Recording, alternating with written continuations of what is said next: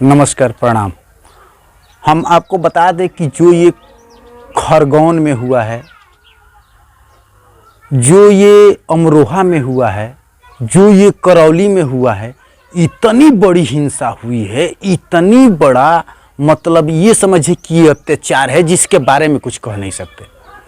पहली बात ये समझ लीजिए कि जब हमारा देश का बंटवारा हुआ 1947 में, गांधी जी ने कहा कि जिसको यहाँ रहना है रह सकता है, जिसको जाना है जा सकता है। एक बात समझिए कि जिसको यहाँ रहना था, जिसको यहाँ की सभ्यता, संस्कृति, इस देश से, इस धरती से प्यार था, वो यहाँ रह गए, और जिसको नहीं था वो चले गए। अब जब यहाँ के लोग, यहाँ पे जो रहने वाले हैं, वो अपनी संस्कृति, अपनी सभ्यता को, या अपना मान लीजिए पूजा की विधि को जो कर रहे हैं, इसमें हमला करने की क्या ज़रूरत है? मानसिकता क्या है, ये सोचने की बात है।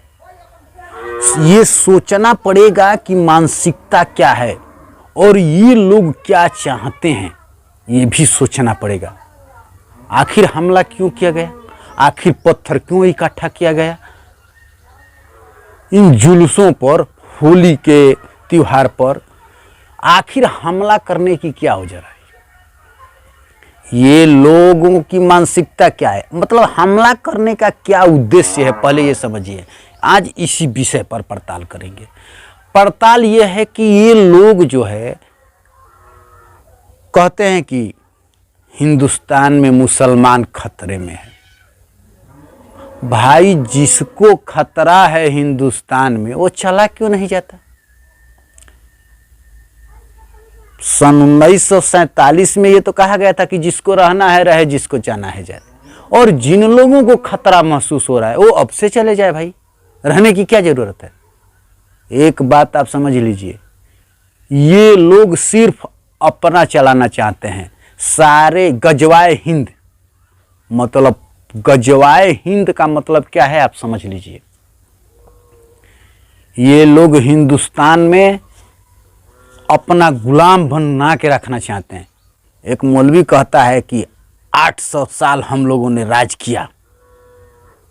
बेटा, 800 साल तुम लोगों ने राज किया, लेकिन तुम्हारे बाप हम लोगों ने रामायण और महाभारत काल से राज करते हुए आ रहे हैं। जो राम मंदिर बन रहा है वो राजा थे, पांडव राजा थे, और तुम कह रहे हो कि हम 8 साल राज किए हैं। 8 साल लूटे हो, चोर लुटेरे और दंगाई हो तुम। ऐसे आपको सोचना पड़ेगा, इस पर विचार करना पड़ेगा, क्या करना है ये भी सोचना पड़ेगा। ये अत्याचार है। वो वैसी कहता है कि बाबा का बुलडोजर मियां दे करके जाता है। अबे पागल चूतिए, बाबा का बुलडोजर देख अपराधियों, माफियों पर चलता है। तूने देखा ना कि एनकाउंटर कितने ब्राह्मणों को हुआ, कितने क्षत्रियों को हो, कितने यादवों का हुआ, हाँ, और कितने बाबा का बुलडोजर। साला बकरूद्दीन कुछ भी बोले, कुछ भी बोले। और एक बात और हमें समझ में आ रही है कि यहाँ पे कुछ तत्व हैं जो मुस्लिम खराब नहीं है, ये कहना गलत है। आपको बता दें कि जब भारत पाकिस्तान का बंटवारा हुआ था तो हमारे ब्रिगेडियर कमांडर उस्मानी थे। उनसे कहा गया कि आप पाकिस्तान जाओगे, तो उन्होंने बोला कि मैं नहीं जाऊंगा पाकिस्तान, मैं भारत में रहूंगा। जब पाकिस्तान से लड़ाई लड़ी थी तो अब्दुल हमीद थे, हमारे देश के राष्ट्रपति अब्दुल कलाम थे। मुसलमान खराब नहीं है, जो अच्छे हैं वो खराब नहीं। कुछ लोगों को अब ब्रेन वॉश किया जा रहा है, धर्म के नाम पर, कट्टरता के नाम पर उनमें इतना कट्टर बनाया जाता है। मुर्तजा गोरखपुर मंदिर पे हमला करने जा रहे हैं। क्या सोच है इन लोगों की, क्या करना चाहते हैं? मुसलमानों को समझना है इन तत्वों की मानसिकता समझना है। यदि मुस्लिम बिरादर नहीं समझता है तो ये अपने घर में लड़ने जैसा होगा, भाई भाई में लड़ने जैसा होगा। योगी जी ने क्या जितना भी योजनाएं चलाई, किसी योजनाओं से मुस्लिम को वंचित किया गया है? योगी जी ने एक घर भी बांटा तो वो उत्तर प्रदेश के 24 करोड़ जनता के हर एक इंसान को बांटा है, किसी एक को नहीं बांटा है। और मुस्लिम सोचे कि ये कौन से लोग हैं जो हमारी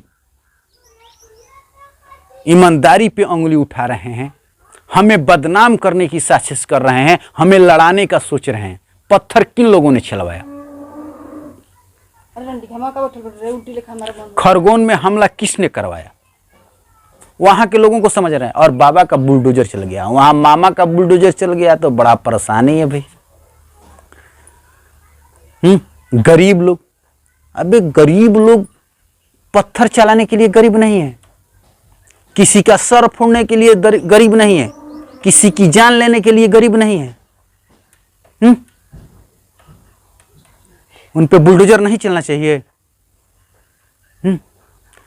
सारे मुस्लिमों को सोचना है कि ये कौन से तत्व हैं जो आग लगा रहे हैं, भड़का रहे हैं, और कह रहे हो कि हिंदू नहीं ऐसा कार्य कर सकता है।